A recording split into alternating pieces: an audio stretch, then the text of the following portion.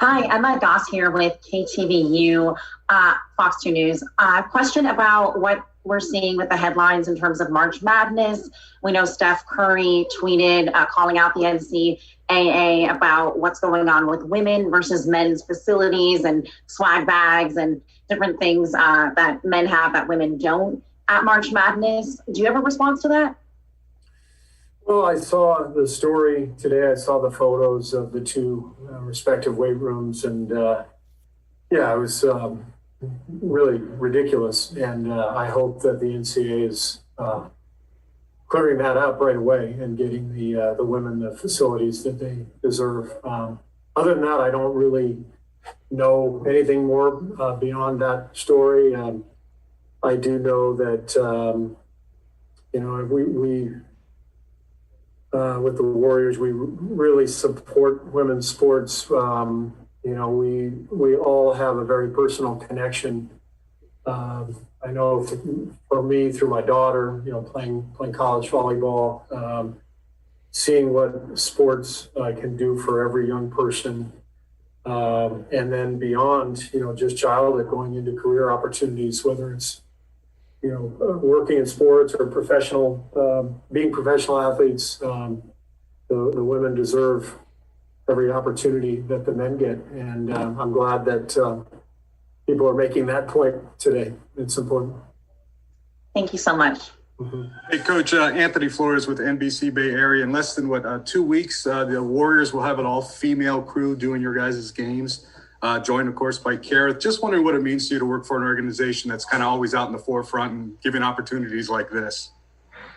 Well, it's one of the things I love about working for the Warriors and living in the Bay Area. I feel like, Warriors are sort of an extension of the community in the Bay, being that we are at the forefront and really arm in arm with people in our community to take on progressive issues, try to advance society, try to do things to help others. And I think these kinds of things are really crucial to break barriers and to help young people.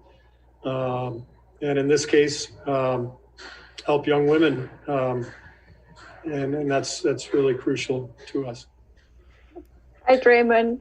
It's Maria Vidal for Top Deportes in Latin America. Nice to see you again. I have two questions for you. All right, let's make these the last ones. Go ahead. Okay. Two quick questions. The first one would be, what are your goals for the second half of the season?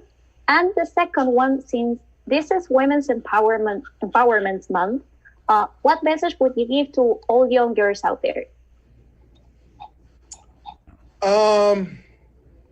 My goals for the second half of the season is to continue to get better defensively and make my push defensively for Defensive Player of the Year. Now, obviously, that requires us to win games. So the next goal that I'm about to state is we need to win some games. I don't want to put a number on that. We need to win a lot of games, because if we do win games, then I can compete for that. And if we do win games, Steph can also compete for the MVP because he's playing at an MVP level. So we need to win games. That is my most important goal.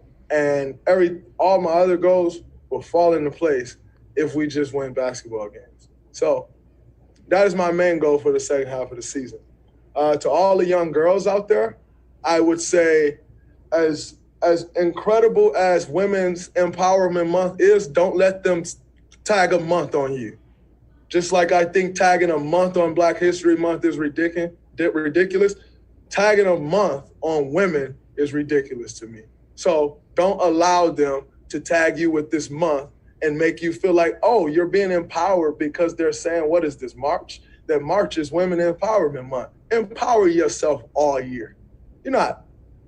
Don't let nobody dumb you down to a month. I disagree with Women Empowerment Month, just like I disagree with Black History Month. You take certain groups of people that you, I guess, think is less than, and you alienate them. That's garbage. Women are amazing. Women are very powerful. Women are one of God's greatest creations. You don't let nobody tag you with a month and think, oh man, this is so great for me because they're dedicating this month to women. And oh, screw that. Like, you're just as powerful in June. You're just as powerful in December. And you'll be powerful in January and come to next March. Embody that, live that. Don't let nobody dumb you down to a month. I'm sick of Black History Month. I didn't even know this was Women Empowerment Month till like today, actually, when I walked up here and saw this. I saw something the other day that said, I think it was Women Empowerment Day, maybe like a few days ago or something. I could be wrong. Maybe I read some stuff that said Women Empowerment Month and my reading was off. But I'm almost positive it was like Women Empowerment Day a few days ago. And I got this close to like posting the women in my life and like, yeah, Women Empowerment Day. These women are great. And I thought to myself, these women are great every day, all year. Why do I need to post them on this day talking about women empowerment? Why are women not empowered all the time? Why do we need to pick this month to talk about women empowerment? So we can't talk about it in June? Can't talk about it in August? I disagree. So no disrespect to women. I think women are amazing. I think women are incredible. I think women are important to making this world go.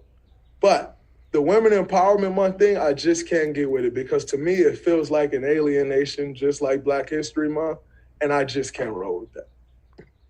Steve, slightly off topic, but Monty asked you some questions before the game about the shooting. I wanted to ask you about the WNBA players and just what they've meant to taking on social injustice and just being an example. What's your thought on what they've done? Oh man, I love what the WNBA players have done. They've really taken the lead with creativity and unity in a lot of important causes. Political causes, but social injustice issues, and they've made their voices heard. As I said, they've done it very creatively and powerfully, and so I have great respect and admiration for all those women who have taken a lead role in the fight. Thank you. Steve, you have the Women's Empowerment Month on the back. The team's going to have an all-female radio broadcast for the 29th. I wonder your take on that. And what do you think the league has to do to empower women even more so? Well, I think it's great. I'm excited about it. Raymond told me about it the other day, and I think it's a really great, not only a symbol of what we're promoting with the Warriors, but also a great chance to highlight some really talented broadcasters. And, it's been fun for me over the last few years, having been in the broadcasting business for a long time.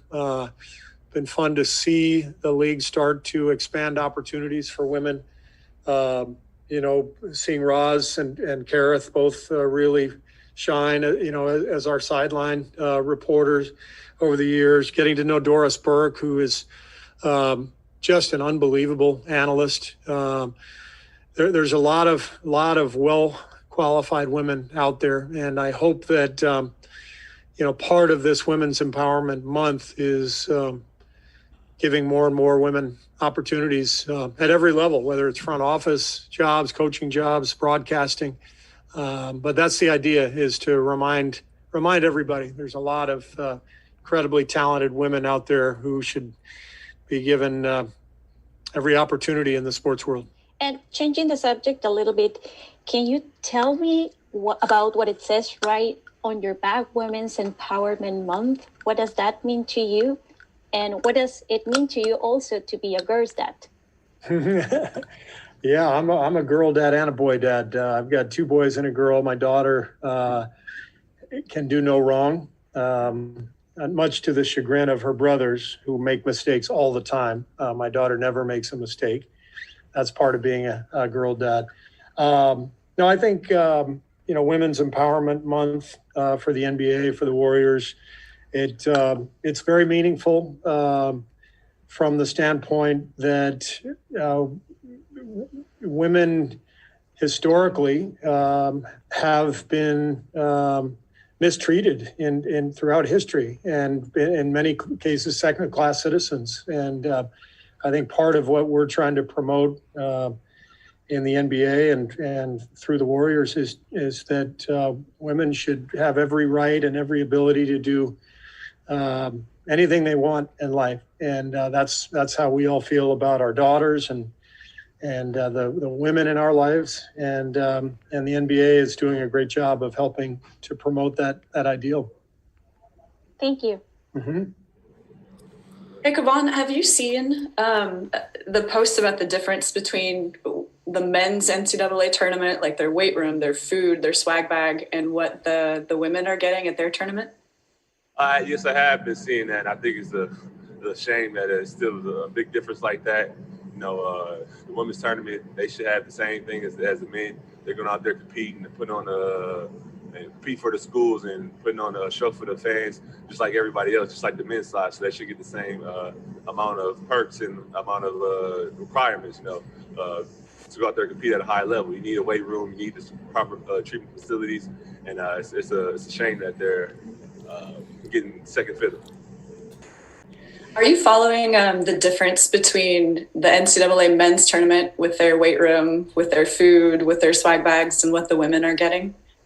I saw a lot of it this morning. I think it might have been trending on Twitter when I got on my phone this morning. Saw a bunch of stuff about it. I don't think it's fair personally. I haven't posted anything about it. Talked to a couple people about it, and it's just, I don't think it's right. They said I think it was because of space. And I saw one of the videos of how much space they had, and it was just one. The women had a lot of space, and I think it was one rack of weights. So I don't think it's fair. Needs to be equal, honestly. But I think the NCAA already said something about how they're going to have it upgraded by tomorrow morning. Maybe that was last night, about this morning. So hopefully that gets done. You're not too far removed out of college. Did you see any of that stuff and the difference between the men and women's programs? I personally did it. I think Arizona handles it really well as a school and as a program. I mean, we share gym time. I think that's the biggest thing I noticed. Being in the main gym and in the practice gym was pretty equal for both teams. So I think that was big. The gear and stuff we got, I think, was pretty equal. I think we all got treated pretty similar at that school. So props to Arizona for doing it that way. I think that's how it should be done. Hey, Ty, how's it going?